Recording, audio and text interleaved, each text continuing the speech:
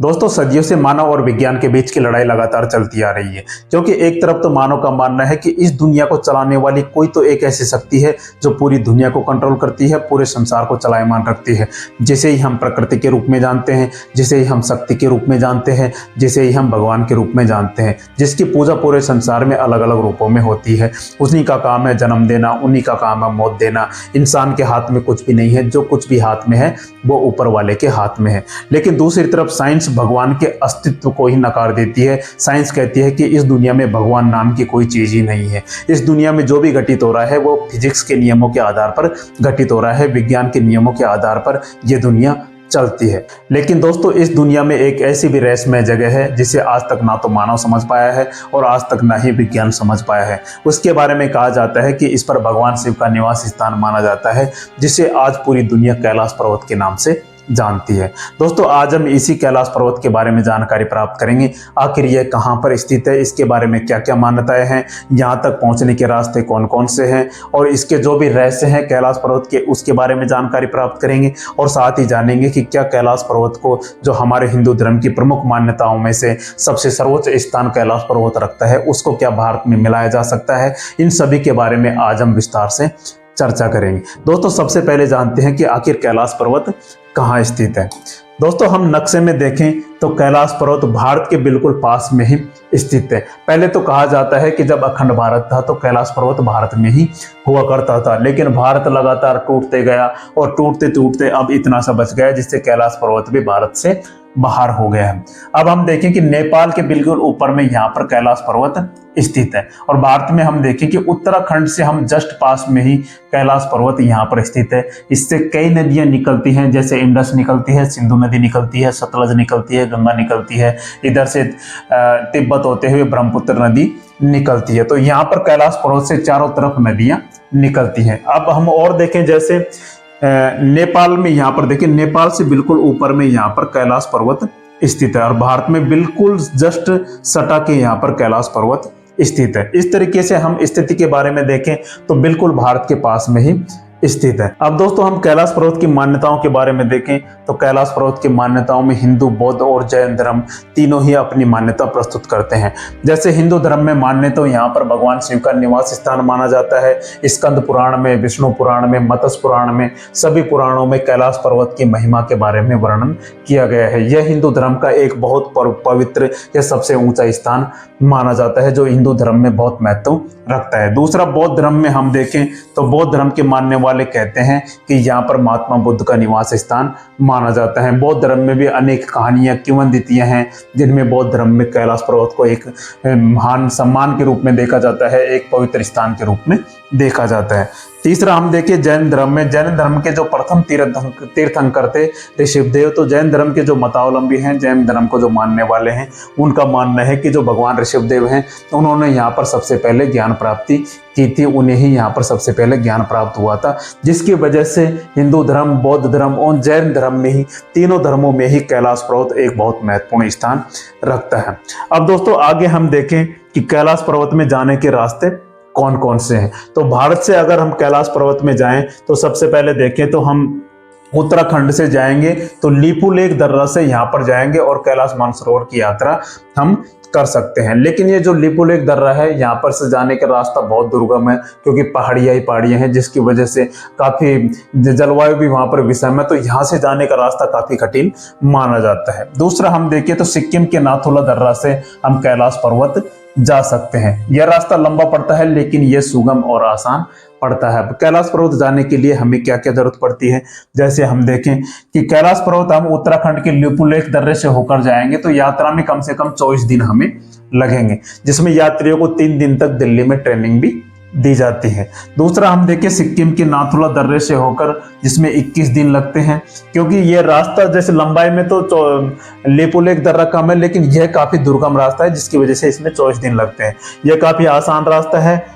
जो इसका नाथुला दर्रे से होकर जाता है सिक्किम से, उसमें 21 दिन लगते हैं। इसमें भी 3 दिन की ट्रेनिंग दिल्ली में दी जाती है। अब यात्रा में होने वाला खर्च लगभग, जैसे लिपुलेख दर्रे से जाएंगे तो 1.80 लाख का खर्चा आएगा, और सिक्किम से नाथुला दर्रे से होकर जाएंगे तो 2.5 लाख का खर्चा आएगा। अब जरूरी डॉक्यूमेंट्स क्या क्या होते हैं, जैसे पासपोर्ट और वीजा की तो जरूरत ही पड़ती है क्योंकि यह तिब्बत में स्थित है। एड्रेस प्रूफ की जरूरत पड़ती है, मेडिकल सर्टिफिकेट की जरूरत पड़ती है, पासपोर्ट साइज की फोटो की जरूरत पड़ती है, और इसमें बिना ऑनलाइन रजिस्ट्रेशन होते हैं, रजिस्ट्रेशन के बिना वहां पर जा नहीं सकते। तो इस तरीके से जो खर्चा और कितने दिन का समय लगता है वो हम जान सकते हैं। इस तरीके से 2 रास्तों से हम भारत से मानसरोवर की यात्रा, कैलाश मानसरोवर की यात्रा कर सकते हैं, जिसमें एक तो हो गया नाथुला दर्रा, दूसरा हो गया लिपुलेख, उत्तराखंड के लिपुलेख दर्रा।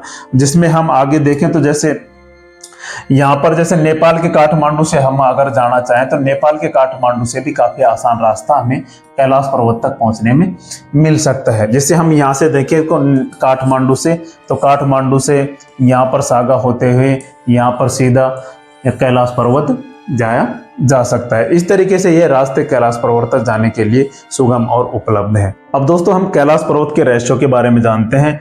इसका सबसे बड़ा रहस्य तो यह है कि कैलाश पर्वत पर आज तक कोई चढ़ नहीं पाया है, जबकि यह माउंट एवरेस्ट से तो लगभग 2200 मीटर छोटा है, जबकि माउंट एवरेस्ट पे तो लगभग 7000 लोग वहां तक पहुंच चुके हैं। लेकिन कैलाश पर्वत एक ऐसी जगह है, ऐसी रहस्यमय जगह है, ऐसी अलौकिक शक्ति है जहां पर आज तक कोई भी इंसान चढ़ नहीं पाया है। केवल पौराणिक मान्यताओं के आधार पर एक इंसान था तिब्बत का, जिसका नाम है मेलोरेपा। मेलोरेपा ने 11वीं शताब्दी पर कैलाश पर्वत पर चढ़ाई की थी। वह एक सिद्ध पुरुष थे, एक योगी थे, जिसने कैलाश पर्वत पर चढ़ाई की थी। इतिहास में केवल एक ही व्यक्ति का नाम मिलता है, उसका नाम है मेलोरेपा, जिसने कैलाश पर्वत पर चढ़ाई की थी। लेकिन दोस्तों माना जाता है कि कैलाश पर्वत पर कोई भी जीवित इंसान नहीं चढ़ सकता है। वह देवताओं का स्थान माना जाता है, जिसके तहत आज तक कोई भी चढ़ नहीं पाया है।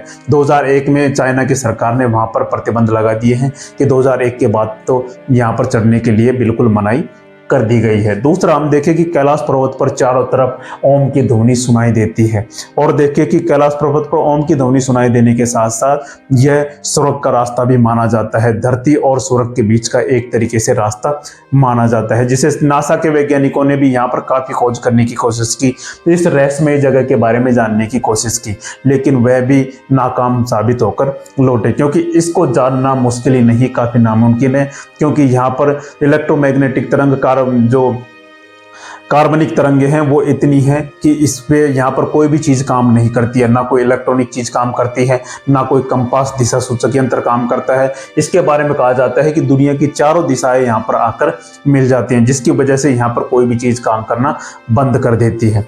दोस्तों कैलाश पर्वत के बारे में कहा जाता है कि जो यहाँ पर जाने वाले लोग हैं, जिन्होंने यहाँ पर चढ़ाई करने की कोशिश की है, उन्होंने बताया कि कैलाश पर्वत पर जाते हैं तो वहाँ पर जीवन असामान्य हो जाता है। जैसे वहाँ पर समय की गति काफ़ी रफ्तार से चलती है, बहुत जल्दी नाखून बढ़ जाते हैं, बहुत जल्दी बाल आ जाते हैं, बहुत जल्दी झुर्रियाँ चेहरे पर पड़ने लग जाती हैं, शरीर थका थका महसूस करने लगता है। जो भी यहाँ पर जाते हैं वो काफ़ी जल्दी ही समय के ट्रेवल के हिसाब से काफ़ी जल्दी ही ट्रेवल करने लगते हैं। समय की गति यहाँ पर जाने से काफ़ी बढ़ जाती है। और हम देखें कि यहाँ पर काफ़ी कुछ देखने को मिलता है, जैसे ओम की ध्वनि गूंजती है, पृथ्वी का केंद्र बिंदु, स्वर्ग में जाने का रास्ता, इसको माना जाता है। यहाँ पर मानसरोवर झील स्थित है, जिसके बारे में कहा जाता है कि यह काफी मीठे पानी की झील है। मीठे पानी के होने के साथ साथ अगर उसमें कोई स्नान कर ले, छू भी ले, तो सारे रोग खत्म हो जाते हैं। एड्रेस कैलाश पर्वत है। कैलाश पर्वत के बारे में ये भी कहा जाता है कि इसमें रंग है, जो इसका जो रंग है वो बदलता रहता है, और इसकी जगह निश्चित नहीं है, कभी ये दाएं सरक जाता है, कभी है बाएं सरक जाता है। इसकी कोई जगह निश्चित नहीं है, कभी ये इधर दिखाई देता है, कभी ये इधर दिखाई देता है, कभी पीछे दिखाई देता है, कभी आगे दिखाई देता है। इस तरीके से कहा जा सकता है कि जैसे एक अलौकिक शक्ति है जो इस जगह को चलायमान रखती है। इसके बारे में अलग अलग मानते हैं कि यह अलग अलग कलर हर बार चेंज करता है। जब भी हम देखें तो इसको अलग अलग कलर के रूप में देखते हैं। और हम देखें तो इसके बारे में कई मान्यताएं भी है, जैसे यहाँ पर यति का निवास है। यति एक तरीके से आदि मानव या हिम मानव कहा जाता है, जैसे उसके निशान भी यहाँ पर देखने को मिले हैं जो बर्फ में उगड़े मिले हैं। इसे जैसे ऐसे जो हिम मानव माना जाता है, इस तरीके से जो इस कैलाश पर्वत पर पाया जाता है। यह एक आदि मानव है जो प्राचीन काल से लेकर अभी तक ये मान्यता है कि वहाँ पर यह पाया जाता है, क्योंकि कई बार इस तरीके के निशान वहाँ पर देखने को मिले हैं। इसके अलावा जैसे हम देखें तो जैसे मानसरोवर झील तो यहाँ पर स्थित है, जो मीठे पानी की झील है। मानसरोवर झील है जो मीठे पानी की झील है, जो विश्व की सबसे ऊंची मीठे पानी की झील है, और यह 90 मीटर गहरी है और 320 किलोमीटर लगभग यह फैली हुई है। दूसरा राक्षस ताल झील है, जो एक तरीके से बिल्कुल खारे पानी की झील है और पूरे विश्व में सबसे अधिक ऊंचाई पर स्थित खारे पानी की झील है। यह बिल्कुल इस तरीके से है, कैलाश पर्वत यहाँ पर है, इधर मानसरोवर झील है, इधर राक्षस ताल झील है, जो बिल्कुल अलग अलग डिफरेंट प्रवृत्ति की मानी जाती है। और हम दोस्तों देखें कि और कैलाश पर्वत पर क्या क्या रहस्य हैं। बहुत सारे रहस्य हैं जिनके बारे में आज तक पता नहीं लग पाया है। यति के बारे में हमने देखा, राक्षस ताल झील, अदृश्य शक्ति, नाखूनों का बढ़ना, अचानक उम्र का बढ़ जाना, बालों का बड़ा हो जाना, इस कैलाश पर्वत पर अदृश्य शक्ति है, एक अलौकिक शक्ति यहाँ पर पाई जाती है। अब दोस्तों आगे हम देखें, क्या हम कैलाश पर्वत को भारत में मिला सकते हैं? लेकिन दोस्तों ऐसा अब असंभव प्रतीत लगता है, क्योंकि कैलाश पर्वत तिब्बत में पड़ता है और तिब्बत पर चाइना का कंट्रोल है। क्योंकि 1959 में तिब्बत पर चाइना ने अपना अधिकार कर लिया था, तिब्बत को अपने कब्जे में ले लिया था। जब 1962 का युद्ध हुआ तो चाइना ने भारत के लगभग 72,000 वर्ग मील जमीन अपने कब्जे में ले ली थी। उसमें से अक्साई चीन भी एक ऐसा ही भाग था। अब दोस्तों अक्साई चीन जैसे हम देखें कि यहाँ पर पड़ता है कैलाश पर्वत। जब हम अक्साई चीन ही नहीं ले पा रहे तो कैलाश पर्वत कहाँ से ले पाएंगे? जबकि हमारे हिंदू धर्म की मान्यताओं के अनुसार हिंदू धर्म में कैलाश पर्वत का एक सर्वोच्च स्थान है, कैलाश पर्वत का सबसे ऊंचा स्थान है। दोस्तों इसमें क्या हुआ था, 1962 में महावीर त्यागी एक उत्तराखंड के एक सांसद थे।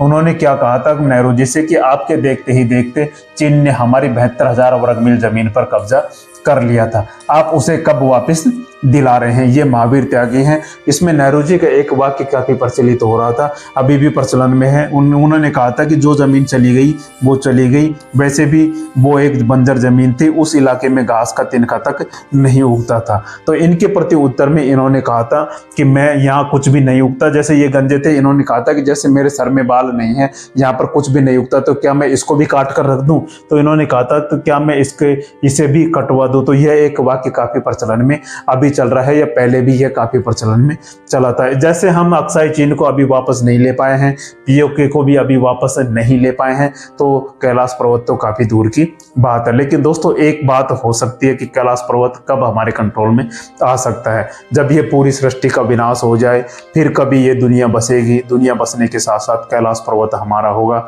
और हमारा इस पर अधिकार होगा। भगवान शिव हमारे जो आराध्य देव हैं, उनकी हम बिना किसी रोक टोक के जाकर वहां पर पूजा कर सकेंगे। इस तरीके से हमें इंतजार करना होगा कैसे इस सृष्टि का विनाश होगा, उसके बाद कैलाश पर्वत कभी हमारा होगा। दोस्तों जानकारी आपको अच्छी लगी हो तो चैनल को सब्सक्राइब जरूर करें, लाइक करें और कमेंट करना बिल्कुल ना भूलें। मिलते हैं आपको ऐसे ही नॉलेजेबल वीडियो के साथ, तब तक के लिए जय हिंद, जय भारत।